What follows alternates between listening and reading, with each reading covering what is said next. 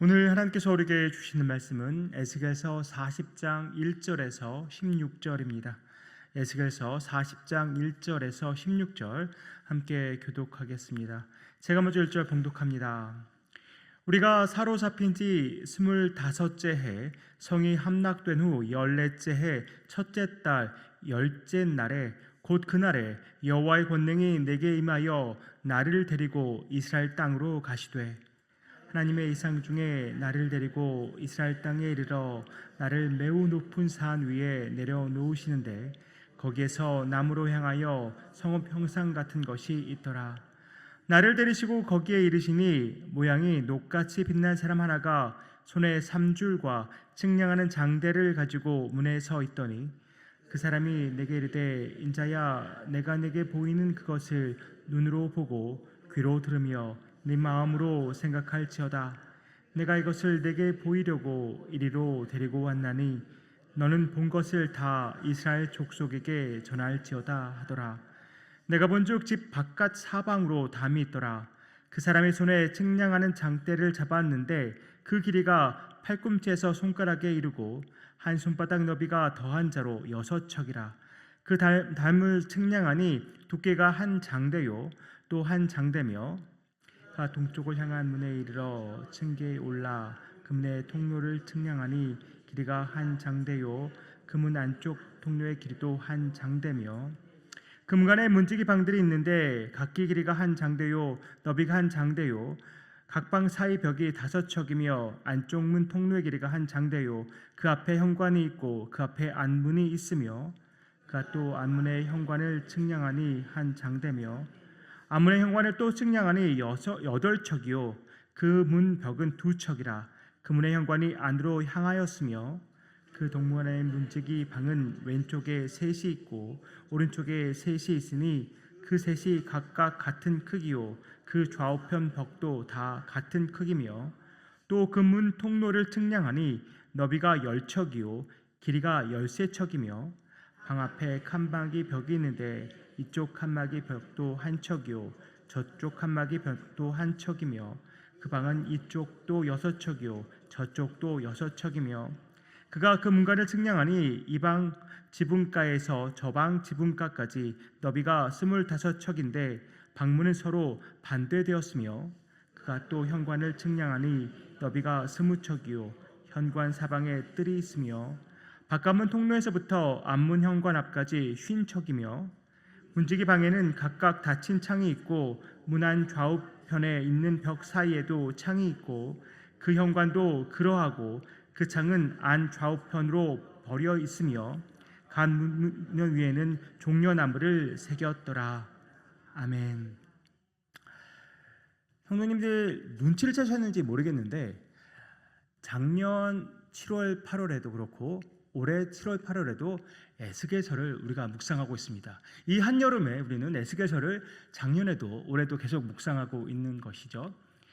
에스겔서가 예언서이다 보니까 아무래도 좀 해석도 어렵고 이해하기가 쉽지 않습니다.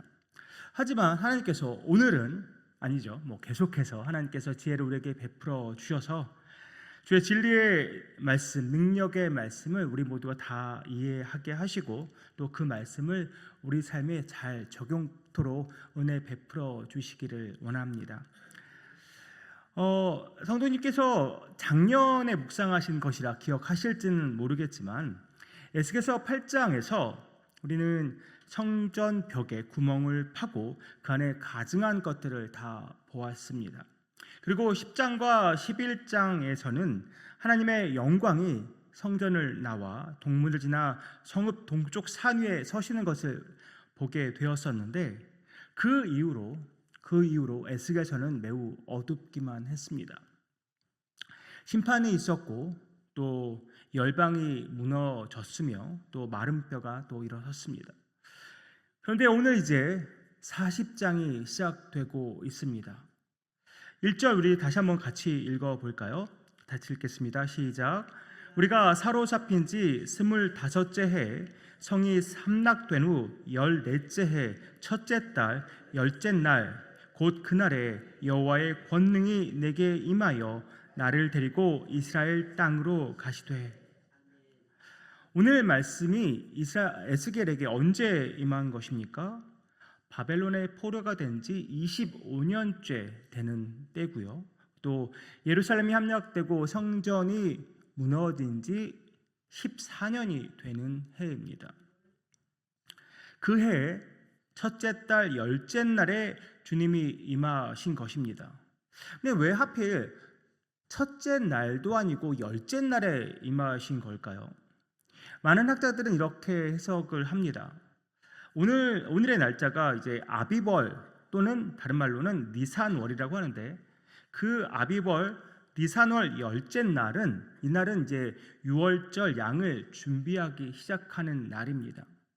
따라서 새로운 출애굽의 그런 구원의 서막을 알리는 상징적인 날짜라고 학자들은 해석을 합니다. 그러니까 구원의 서광이 이제 비치고 있다는 것이죠. 바로 그날 하나님은 에스겔을 어디로 데려가십니까? 이스라엘 땅으로 데려가십니다.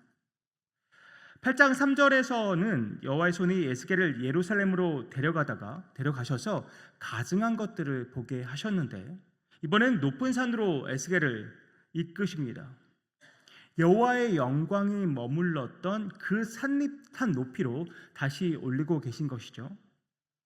과거에는 무너진 자리를 보게 하셨는데, 이제는 회복과 구원의 여명을 보게 하십니다. 에스겔은 높은 산에서 누구를 만나게 되는데, 누구를 만납니까? 3절입니다. 나를 데리시고 거기에 이르시니 모양이 녹같이 빛난 사람 하나가 손에 3줄과 측량하는 장대를 가지고 문에 서 있더니, 에스겔은 녹같이 빛난 사람을 만납니다. 에스겔이 만난 사람은 단순한 그런 인간이 아니라 하나님의 일을 대행하는 아주 빛나는 위엄의 천상적인 존재, 곧 천사라고 할 수 있습니다. 근데 그가 들고 있는 것들이 있었는데요, 3줄과 측량 장대입니다. 3줄은 3으로 만든 줄인데요, 이것으로 성전 외곽의 사방 한 개나 또 넓은 구역의 경계 같은 장거리 그런 공간의 기초선을 잡았습니다. 또 측량 장대로는 벽의 두께, 그리고 방의 크기, 또 문지기 방의 면적 등 아주 정밀한 수치를 잴 때 사용했던 막대기입니다. 근데 그 측량 장대의 길이가 어떠냐면, 팔꿈치에서 손가락에 이르고 한 손바닥 너비가 더한 자로 6척이라고 설명합니다. 팔꿈치에서 손가락까지가 보통 한 규빗인데, 여기에다가 한 손바닥 너비를 더했다고 한 것은, 이것은 긴 규빗이라고 말합니다. 학자들은 그것을 로얄 규빗이다, 왕실 규빗이라고도 말하긴 하지만 아무튼 긴 규빗입니다. 그 기준으로 6척이라고 하니까 지금 현대 수치로는 한 3.1m, 또 영어식 표현으로는 한 10피트 정도 되는 길이입니다. 이렇게 하나님은 무너진 이스라엘을 찾아오시는데 심판의 몽둥이가 아니라 자를 들고 찾아오셨습니다. 이것이 의미하는 바가 뭘까요? 3줄과 측량 장대를 가지고 오셨다는 것은 무언가를 건축하시겠다는 의미인 거죠. 그러니까 하나님께서 이스라엘을 포기하시고 잊어버리신 것이 아니라는 의미입니다.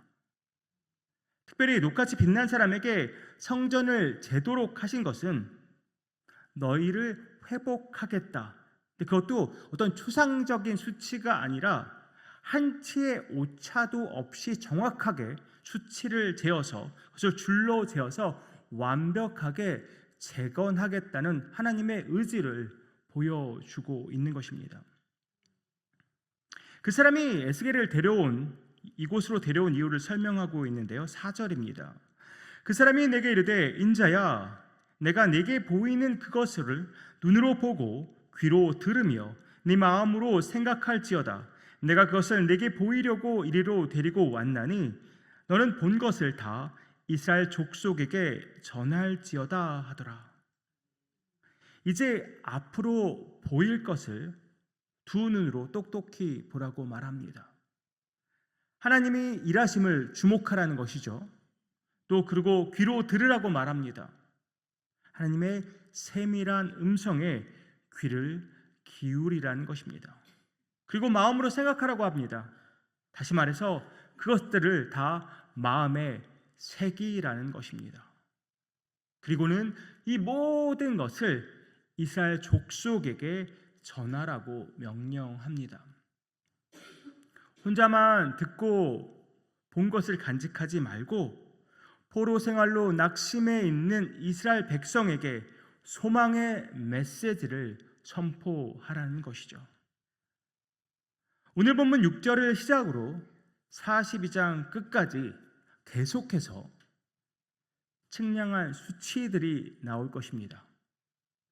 무척이나 지루할 수 있겠지만 하나님께서 이렇게 구체적으로 수치를 언급하시는 것은 하나님께서 반드시 그리고 정확하게 성전을 제거하시겠다라는 것을 그 의지를 보여주시고 약속하고 계신 것입니다. 하지만 오늘 본문부터 마지막 장인 48장에 이르기까지 하나님께서 에스겔 또는 이스라엘 백성에게 내가 이렇게 수치를 말하니까 너희가 이 수치대로 성전을 재건해라 라고 말씀하시지는 않습니다. 무슨 의미입니까? 지금 인간들에게 성전을 지으라고 명령하고 계신 것이 아니라 그 성전을 내가 하나님께서 지으시겠다고 선포하고 계신 것입니다. 그러니까 이것은 단순한 설계도가 아니라 하나님께서 이스라엘 백성에게 그리고 우리에게 보내시는 사랑과 소망의 편지인 것입니다. 오늘 본문의 마지막 절인 16절이 이렇게 말씀합니다. 문지기 방에는 각각 닫힌 창이 있고 문 안 좌우편에 있는 벽 사이에도 창이 있고 그 현관도 그러하고 그 창은 안 좌우편으로 벌여 있으며 또 각 문벽 위에는 종려나무를 새겼더라. 계속 수치를 재다가 그렇게 제시하다가 이 16절에서는 종려나무 문양을 언급하고 있습니다. 이 종려나무 문양은 열왕기상 6장 29절 보면 솔로몬의 성전에도 사용되었던 장식입니다. 여기서 종려나무를 언급하고 있는 것은 죄로 인해 황폐해진 이스라엘 땅이 장차 에덴 동산같이 회복될 것이라는 그 약속을 시각화하고 있는 것입니다. 그러니까 에스겔서 36장 35절이 말씀하는 그 약속이 성취되는 것을 여기서 시각화해서 보여주고 있는 것이죠. 그러면 이 하나님의 말씀 어떻게 성취되고 있는 것입니까? 히브리서 10장 19절 20절 제가 세 번역으로 한번 읽어드립니다. 그러므로 형제자매 여러분, 우리는 예수의 피를 힘입어서 담대하게 지성소에 들어가게 되었습니다. 예수께서는 휘장을 뚫고 우리에게 새로운 살 길을 열어주셨습니다. 그런데 그 휘장은 곧 그의 육체입니다. 오늘 본문을 잘 살펴보면 성소로 가기 위해서는 계단도 지나야 하고 문지방도 지나야 하고 문지기방도 모두 지나야 합니다. 그런데 오늘 우리 믿는 자들은 어떻습니까? 예수 그리스도의 피를 힘입어서 담대하게 지성소로 바로 들어갈 수 있게 되었습니다. 따라서 오늘 하나님의 이 약속의 말씀은 예수 그리스도 안에서 교회를 통해 이미 성취되었고 장차 새하늘과 새 땅에서 완전하게 이루어질 것입니다. 다시 오늘 보면 1절로 돌아가 볼까요? 성이 함락된 지 14년 동안 하나님은 침묵하시면서 하나님의 도면을 그리고 계셨습니다. 그리고 하나님은 심판의 몽둥이가 아니라 회복의 자를 들고 찾아오셨습니다. 성전을 설계하시고 회복을 약속하신 하나님이 지금 우리와 함께 하십니다. 저와 여러분 각자의 상황이 다릅니다. 현재의 영적 상태들도 다 다를 것이고요. 하나님과의 관계, 그 친밀도 역시 다 다를 것입니다. 하지만 하나님은 우리 모두 앞에 자를 들고 서 계십니다. 우리 눈에 지금 아무 진척이 없어 보여도 하나님은 이미 도면을 그려 놓으셨습니다. 우리가 할 일은 그 도면대로 무엇을 짓는 것이 아니라